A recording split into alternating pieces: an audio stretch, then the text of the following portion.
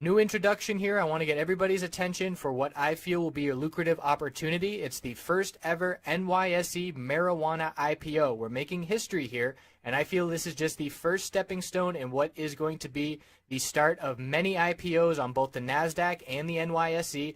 I feel we're going to have a marijuana sector and marijuana ETFs in the future, and this is just step number one. If you are familiar with the industry, that's all I have to say. I know you're interested already. If this is new to you, this is going to be, in my opinion, the greatest financial opportunity in our lifetimes. This has never happened before. We have an established tens of billions dollar industry that the floodgates are going to open. It's becoming more and more legitimate legally, and this is just step number one. So Innovative Industrial Properties is the company. The ticker is IIPR. It is a real estate REIT that invests in medical marijuana facilities.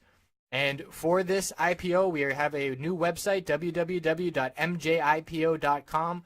I put together an hour of research video going through the filings, researching the company and the executives, and establishing a game plan, looking at some other IPOs and how they have traded. We're going to have a chat room with live Q&A during that day, Tuesday, November 22nd. And we'll also have the live webcam where I'll be showing our charts, going over, pointing out key support and resistance levels, looking at the volume that's coming in. I'm really looking forward to this opportunity. I hope you will join us. Thanks for tuning in. Let's get into the charts. Hello everyone, checking in on gold. So further confirmation of the daily bear flag with lower highs and lower lows. The bears are in absolute control of gold. And let's look at the weekly time frame for that very, very key support. So zooming out, we see the lower highs and lower lows since we topped out at 1375. This is a must-hold $1,200 support level. If we lose that support, I would anticipate to see a similar kind of big dump like when we lost 1,300 key psychological support. So that is a very, very important level because if we break it, I'm looking down at 1180, which was previously resistance back here. And you can see there's not a ton of support on the bull move to the upside where we went from down in the mid $1,000 range straight up to 1250. So if we break 1200, big time red flag for the bulls, and we will likely see a big breakout on JDST and Dust. So be watching those names. If we lose this support, that will be the play. And it has been the play recently with the trend really the past couple of months. So the dollar is what we are watching here, and I'll pull that up here at the end just to watch that dollar because it is very, very strong. 13-year highs, 10 green days in a row, and the strength of the dollar is leading to lots of weakness in gold. So the hourly chart, the bulls defended that 1200 level. We got down to 1202.82, getting very, very close, and we're building a base of flat support, but you can see the bulls are really struggling to see any kind of upside momentum. So we can be looking at a couple of downtrend resistance lines. There's one right there. Looking at the lower high bounce attempt. And it really could be a descending triangle where we put the flat horizontal support line right down there at about 1206, where the bulls are defending that level, although we do have a candlestick closing below that.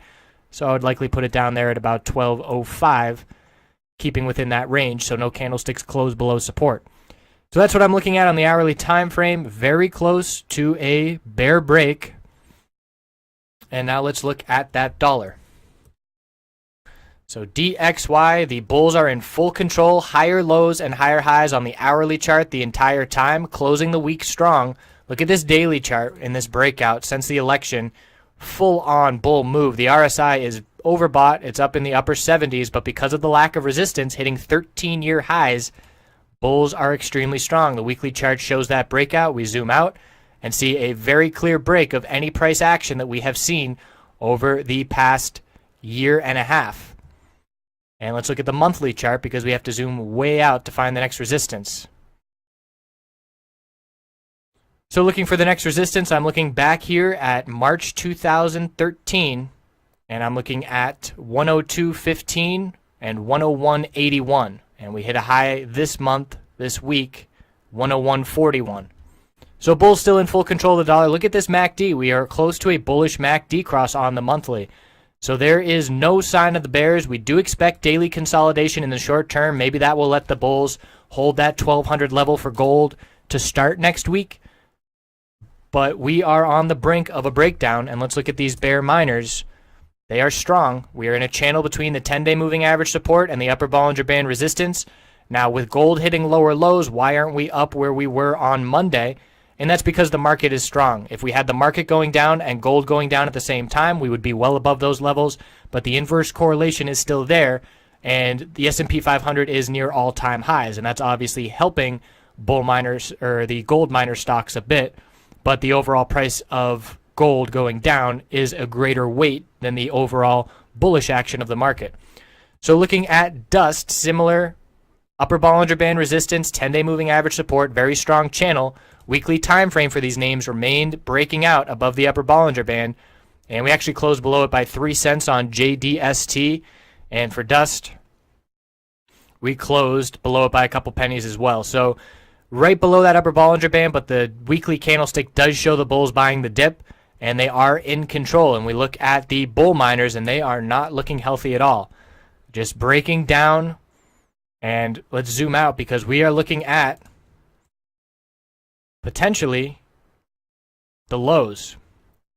Not a ton of support. There is a nice strong base of support at $5 for NUGT, but if we keep heading in this direction, we're going to have to see a reverse split on these miners soon. So $5 is the next very clear support level. There's plenty of supports to find along the way, but if gold breaks down and loses 1200, I would expect NUGT and JNUG to be heading down to those recent lows. And you can see JNUG is pretty significantly above that low, looking down at 205. So we are still 100, 250% above that support.